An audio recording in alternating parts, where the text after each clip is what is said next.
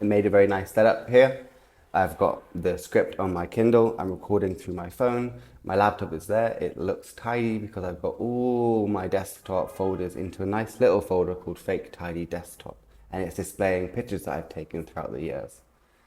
Okay, so let's begin. Autism is a neurodevelopmental disorder characterized by what is problematically referred to as deficits, and then odd behaviours and sensory issues. It's a spectrum and it appears in everyone differently.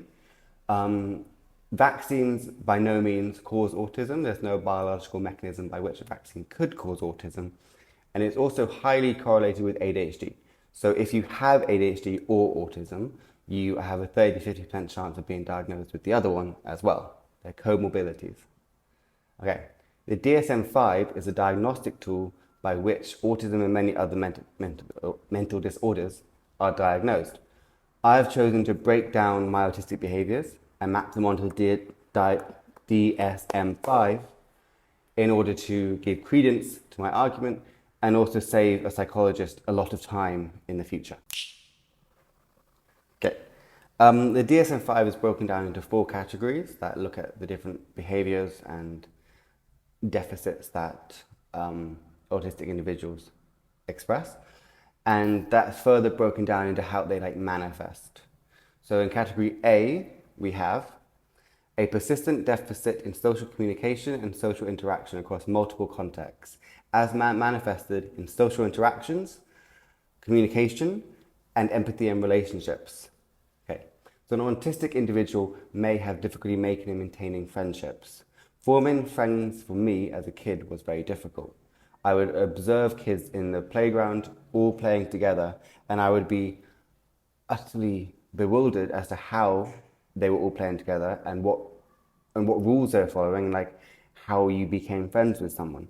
I remember for my 9th birthday inviting just random people. I was like, you seem like a nice person. Here's an invite to my party. You seem nice. I don't know how old you are. You might be a 2-year-old. Here's an invite to my party. That is just how I thought it was done. I didn't actually know who I was inviting.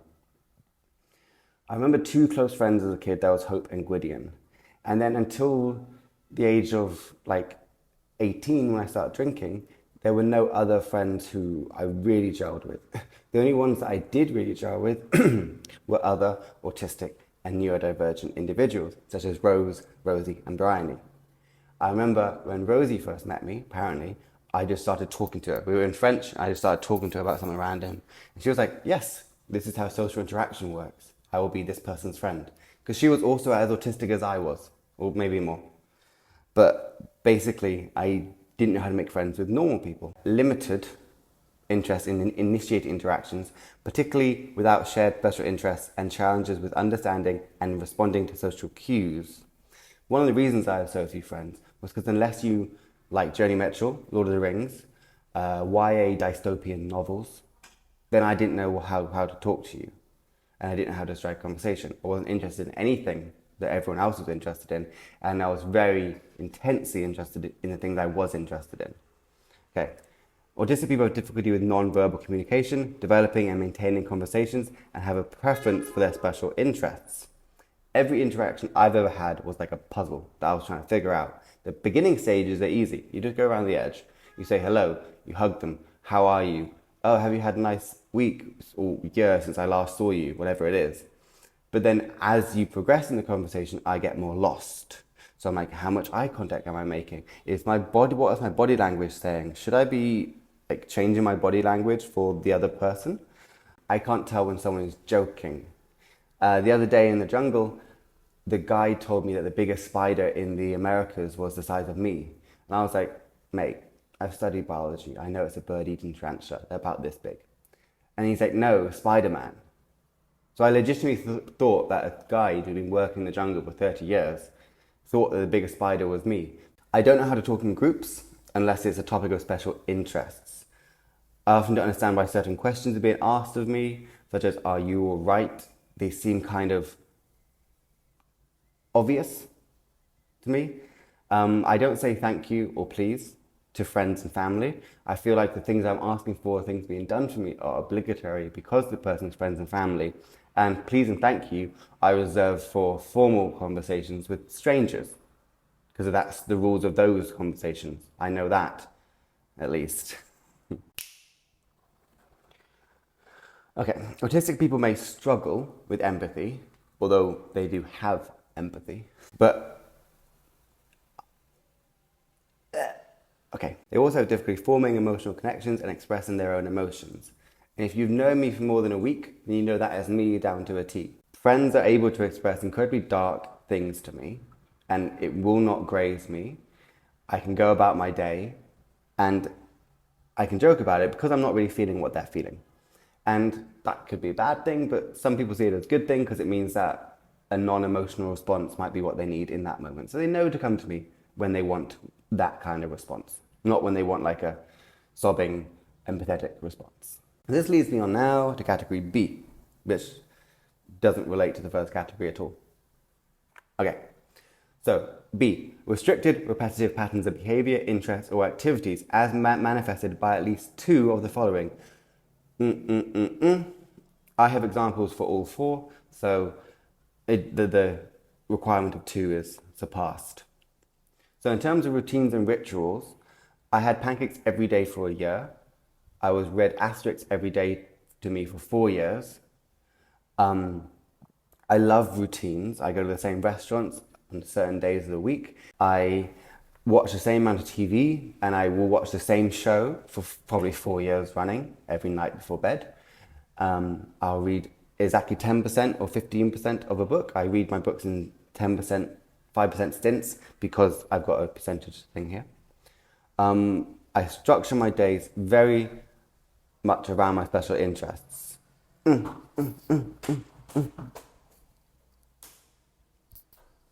like the pictures. So, the second category, special interests, which are often narrow and intense with extensive time devoted to them.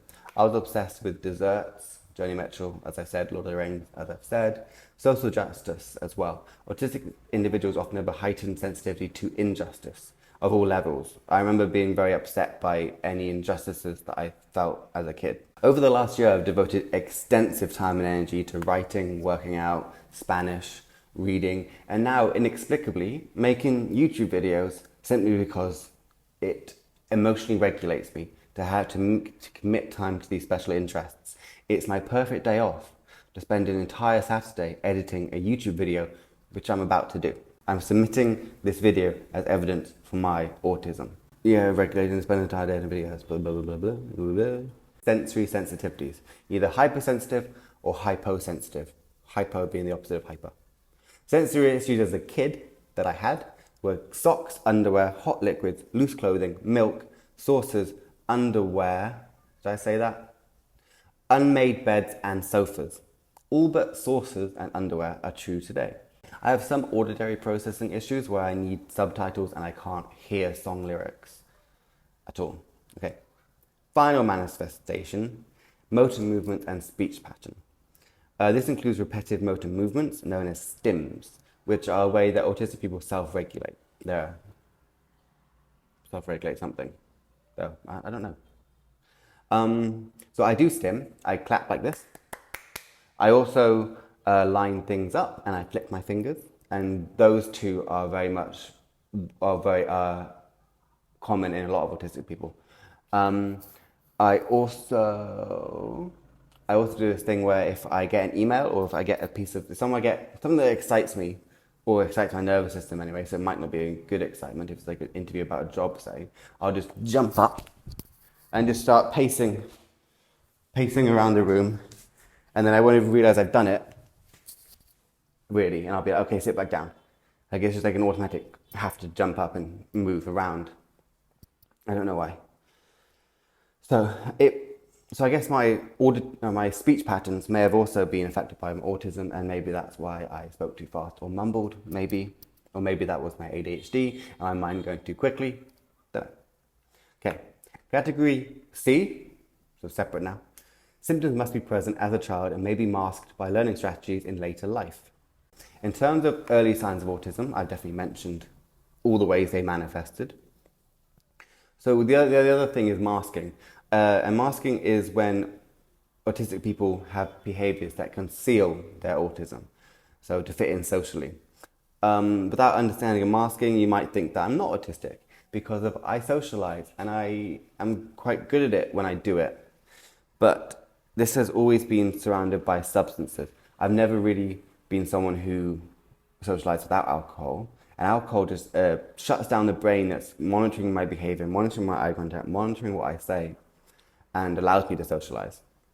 Outside of drinking, I've never really socialized and I don't really know how. So unless I'm with friends or family or in a work environment where you kind of know how to socialize, you know the rules, then I can't do it. This has been very stark to me when I'm traveling and I'm talking to no one, making no connections. The only people I do talk to, and I realize within a few minutes of talking to them, that they're ADHD and they can converse with a rock. So it doesn't really count. Okay. When I'm around kids, I find that I can unmask. I can jump on my chair, I can lie on the floor, I can flap my hands, I can do weird things, and they're not going to judge me or think I'm weird because of kids act like that as well. Yeah.